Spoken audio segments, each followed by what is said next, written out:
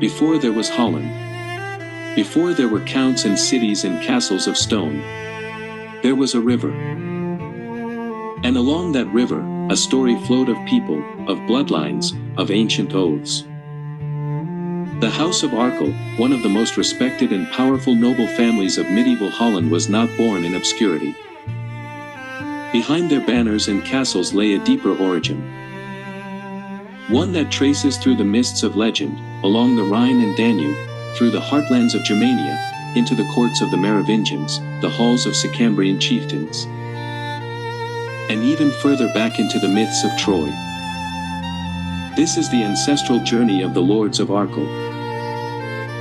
From the Dardanian prince Joincus to the Knights of Gorinchem. By the 13th century AD, the House of Arkel had emerged as a dominant force in the county of Holland. Their ancestral seat, the town of Arkel near Gorinchem, gave them their name. But they did not rise from peasant roots.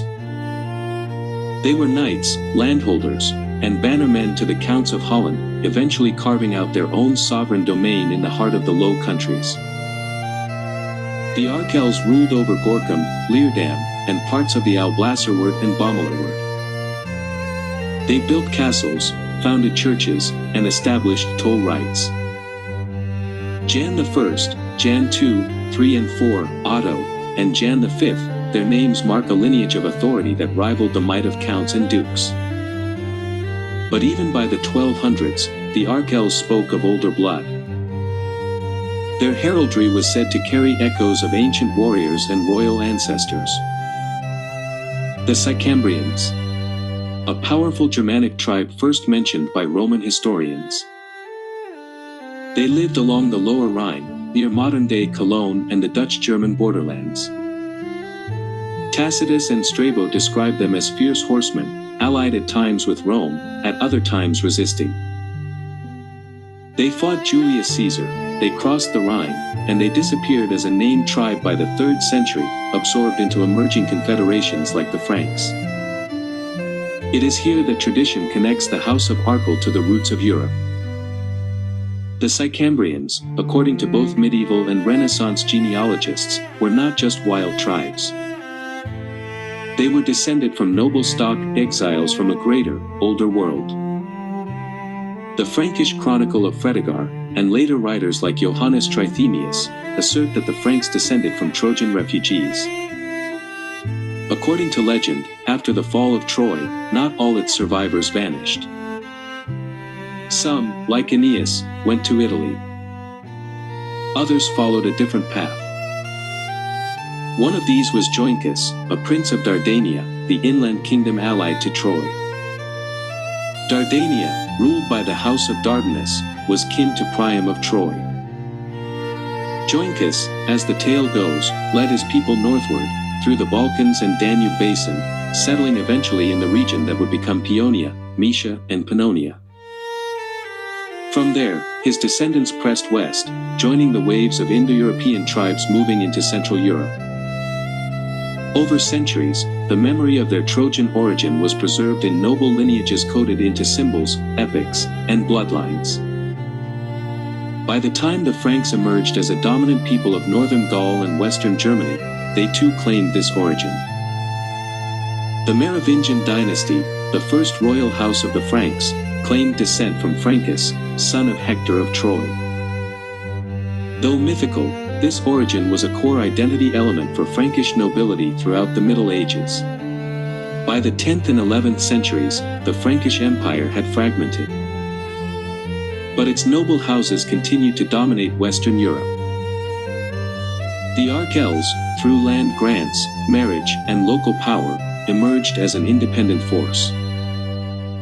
But their cultural identity was Frankish. Their language was a form of Old Dutch, derived from Low Frankish. Their law codes mirrored those of Salian and Ripuarian Franks. And their family traditions, their claim to noble origins, rested upon the same legends that made Charlemagne a son of Troy. To be noble in the Middle Ages was not merely a matter of wealth or war. It was a matter of blood, real or imagined. a sacred lineage connecting mortal man to heroic past.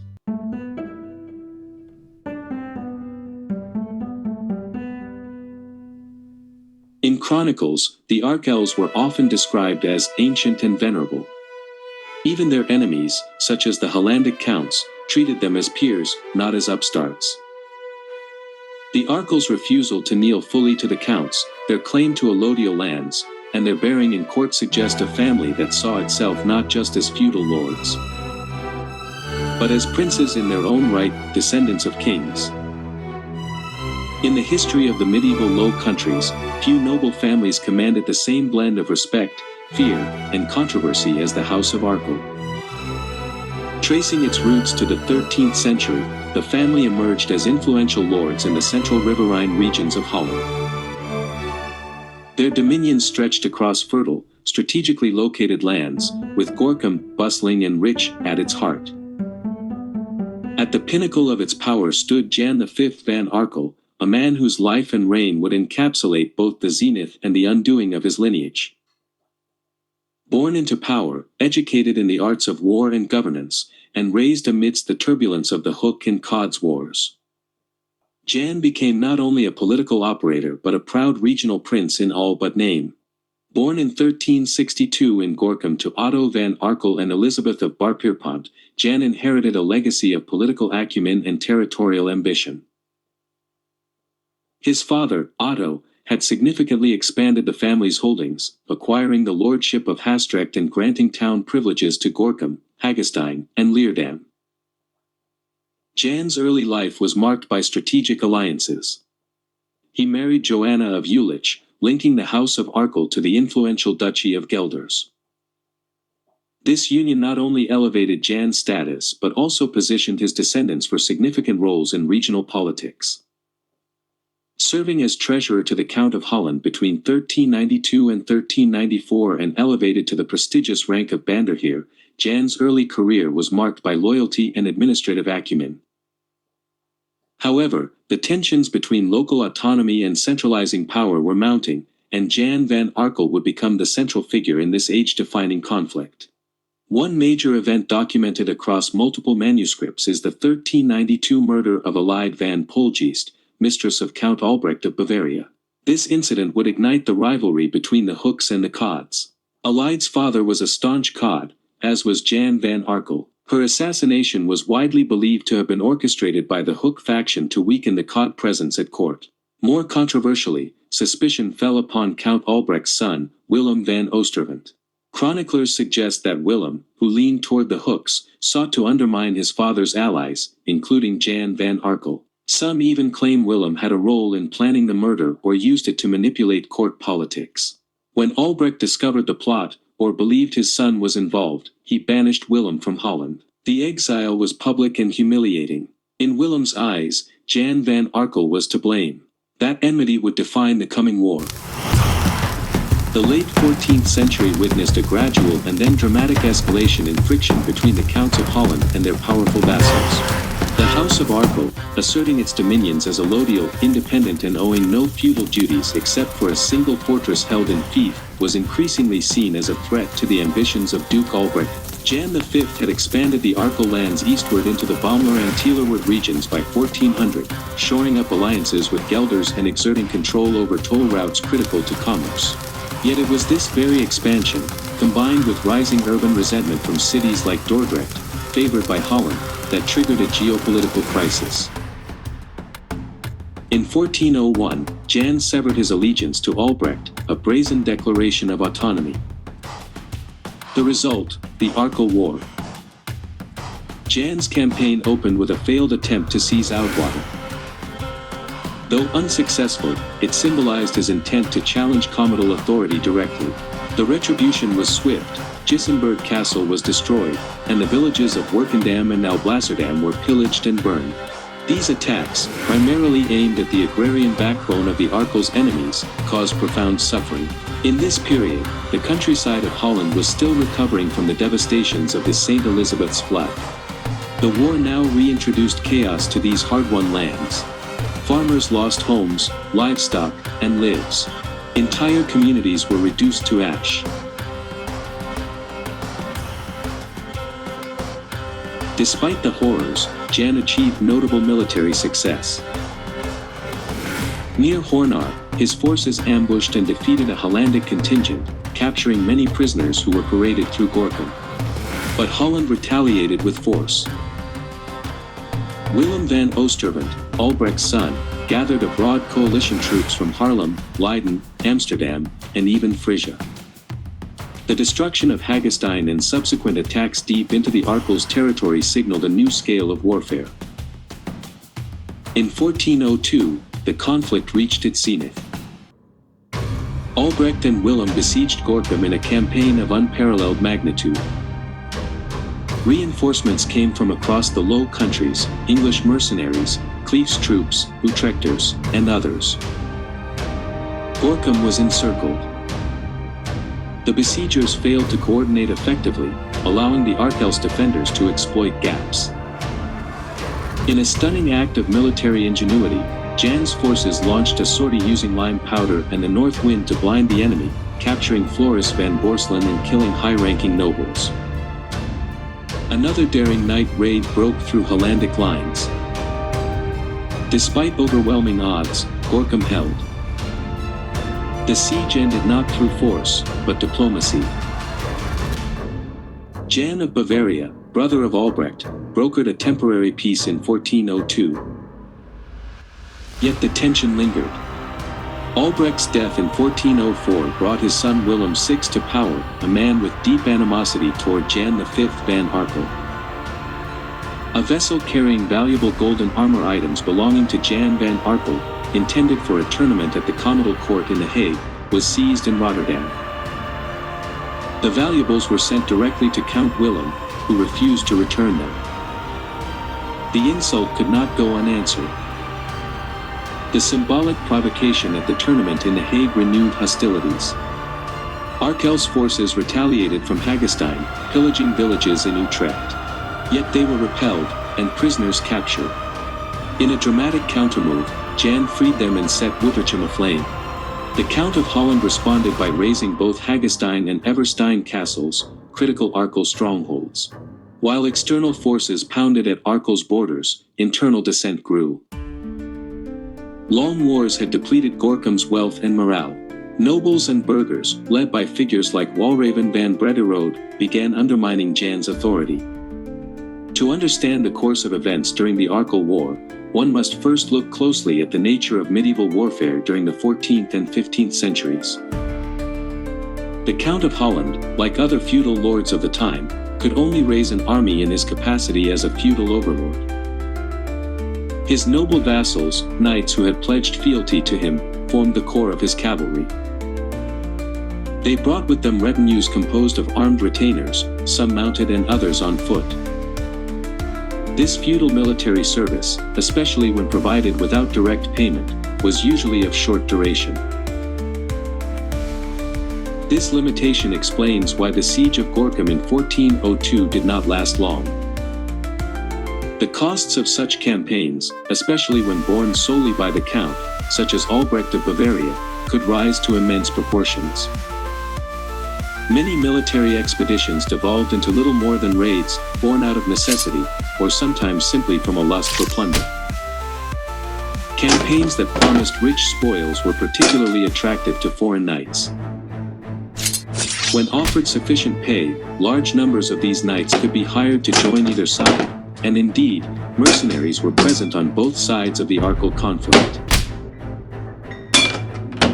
Jan van Arkel, for example, rewarded several knights handsomely after the siege of Gorinchem.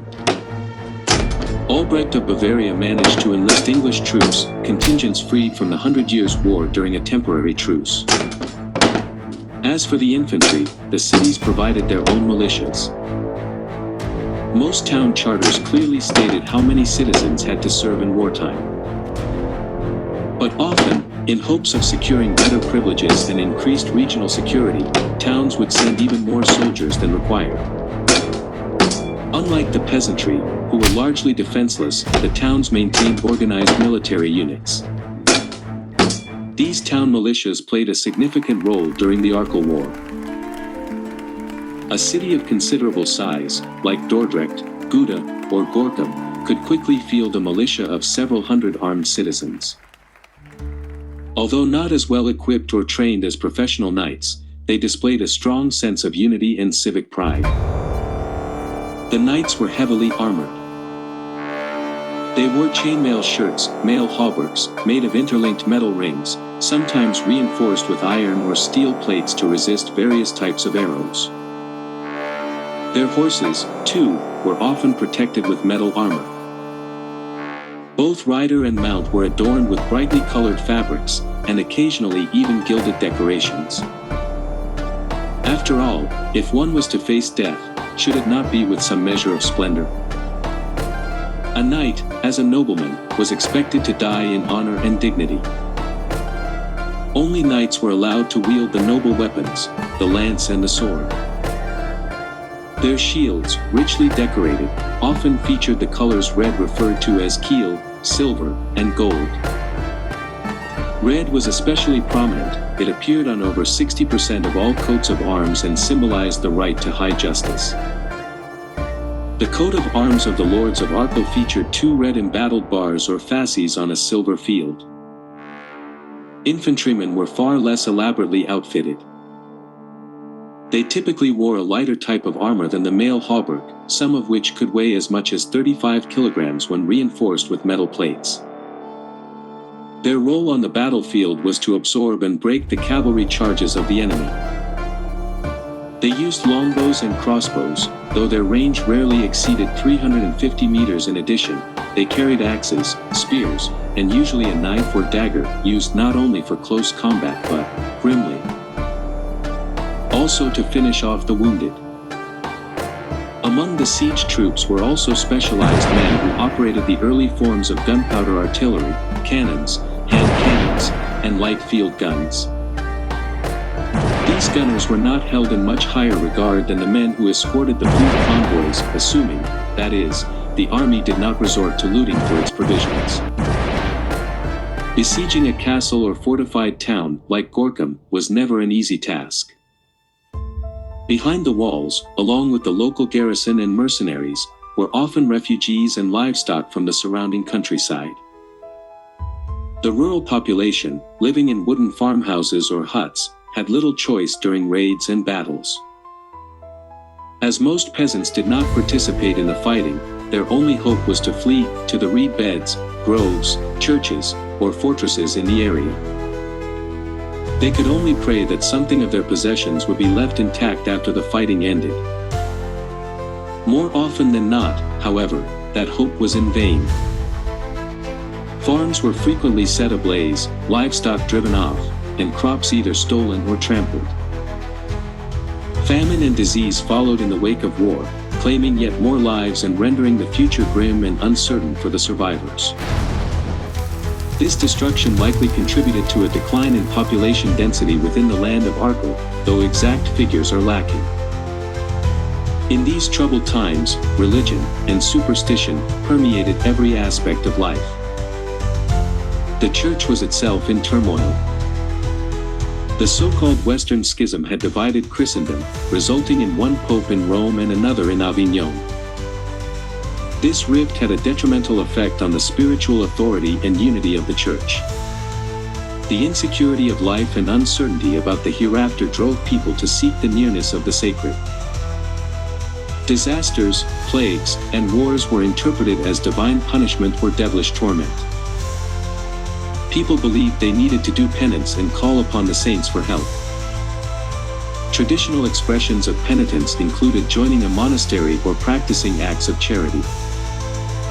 During sieges, armies often used wicker fences and wooden barricades to shield themselves. Earthworks, blockhouses, and early artillery were employed.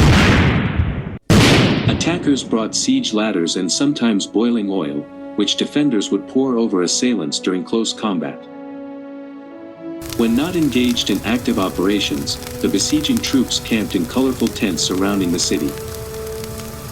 The tents of commanders were often particularly ornate and proudly displayed their heraldic banners. Despite their technology and manpower, taking a well-defended town or castle could be a long and grueling endeavor.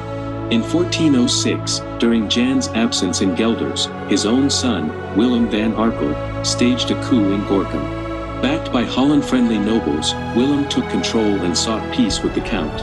Willem van Oostervent, refusing to deal with Jan, accepted. But Willem van Arkel quickly saw through the deception.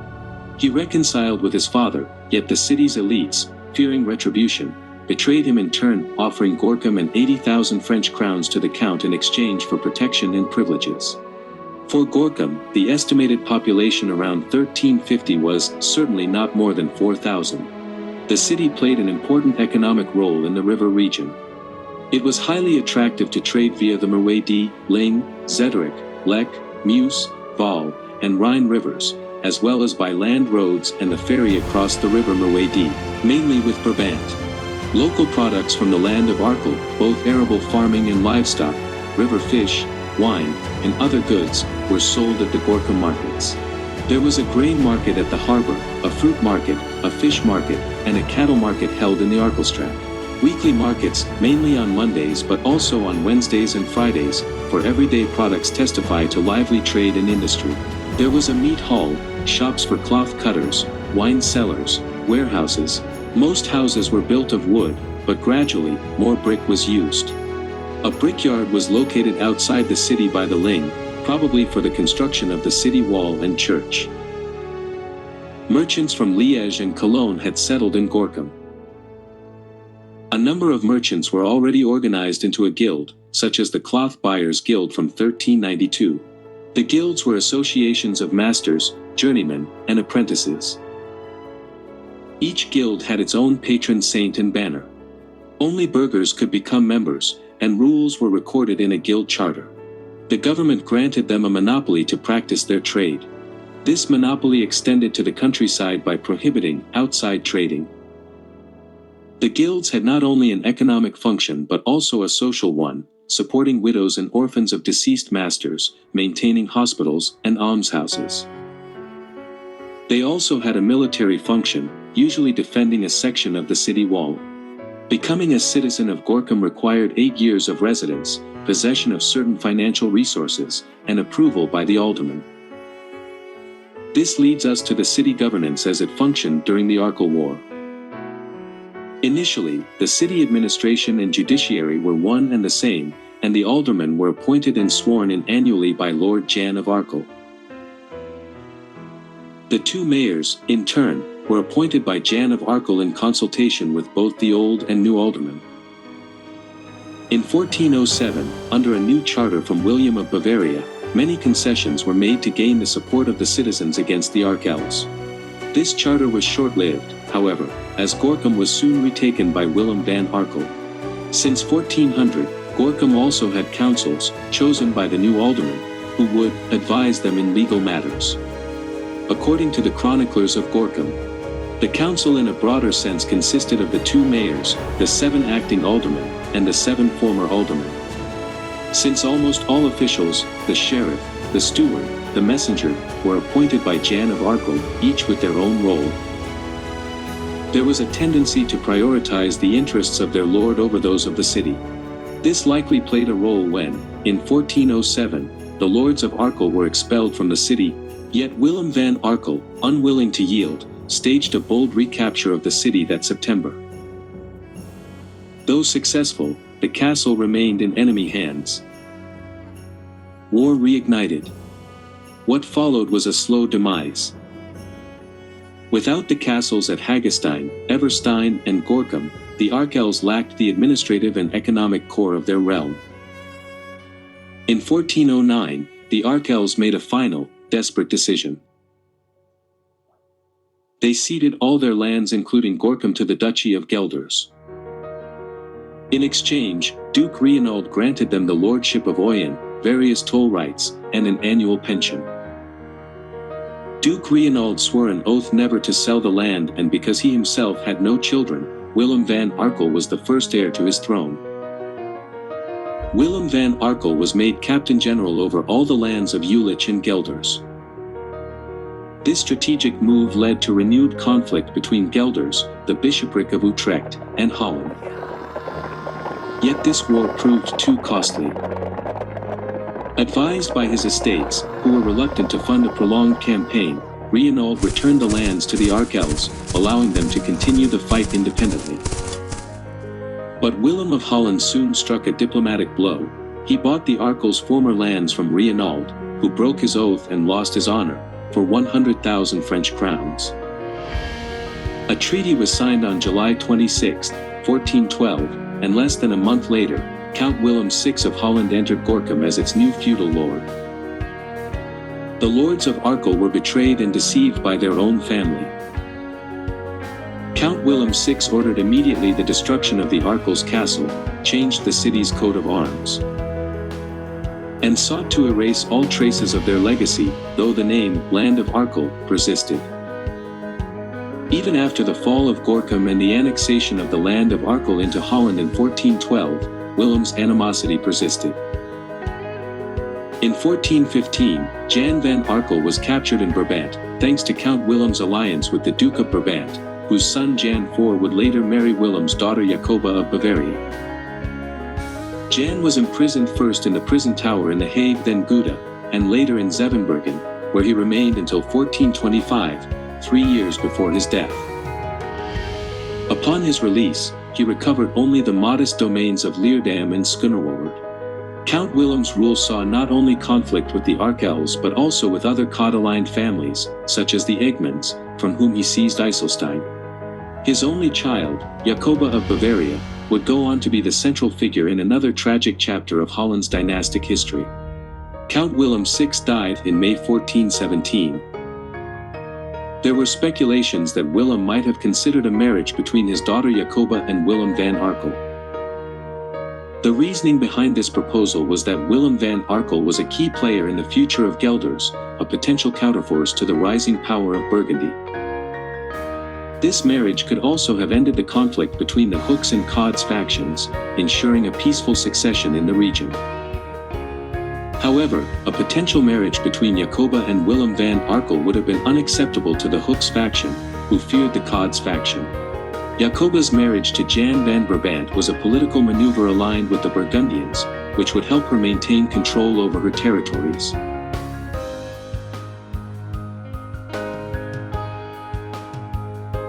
The conflict between Jacoba and Willem van Arkel, Jan's son Willem van Arkel, now in Gelders, was widely expected to succeed his childless uncle Reinold as Duke of Gelders. However, he died on December 1, 1417 in the streets of Gorinchem, fighting against Jacoba of Bavaria's forces. He had captured the city with Jan van Egmond and hoped to keep it for Jan of Bavaria in exchange for help freeing his father from prison. With his death, the children of Jan van Egmond and Maria van Arkel, Willem's sister, became heirs to the claims on the duchy. The story of Jan V van Arkel is a story of bold ambition, military brilliance, and tragic betrayal. His resistance to Hollandic centralization echoed the broader struggle between regional autonomy and the consolidation of princely power that marked the later medieval Low Countries. His fall was not merely a defeat in battle, it was a restructuring of the geopolitical landscape. The Counts of Holland, having absorbed the Arkel's lands but close to bankruptcy themselves, laid the groundwork for greater unification. Yet, Jan's legacy remained etched in the stones of Gorinchem and the memory of a people who, 12 years long, stood against overwhelming force. As the 15th century unfolded, the world of Jan V van Arkel and the Counts of Holland faded into the shadows of Burgundian dominion. While the legitimate male line of the House of Arkel effectively ended in political and territorial terms with Jan V, the legacy of Arkel did not vanish. The descendants of Jan V's daughter would carry his blood into the courts of Gelders, Cleves, and even the Habsburg Empire. His grandson Arnold of Egmont became Duke of Gelders, and his great-granddaughter Mary of Gelders would become Queen of Scotland, the consort of James II and regent for their son, James III. From the rivers of Holland to the highlands of Scotland, the bloodline of Arkel continued to shape European history. In the complex web of medieval noble relations, also illegitimate offspring often played crucial roles, sometimes hidden in plain sight. Otto, the illegitimate son of Jan V, born out of wedlock yet acknowledged in various genealogical and historical references, becomes a pivotal figure in our unfolding saga. Though denied formal inheritance by Holland and Utrecht, Otto and his descendants would carry on the bloodline, albeit in diminished circumstances. This marked the beginning of a gradual transformation from nobility to a new identity among the emerging high classes of the Dutch Republic. It is within this adaptive social dynamic that the name Den Hartog first appears as a recognizable branch of this unbroken but unheralded line. This is the story of how identity is preserved not just in castles or titles, but in the stories we tell, the lives we live, and the truths we carry forward. So stay with us as we continue to explore the noble roots, the legendary origins, and the future purpose of the House of Arkel, reborn in the Den Hartog lineage. From the fires of Troy to the mists of the Rhine, from the halls of Sicambrian chiefs to the dikes of Gorinchem, the story of Arkel is the story of Europe itself. Rooted in legend, forged in faith, carried by the rivers of time. The House of Arkel, noble by sword, noble by story.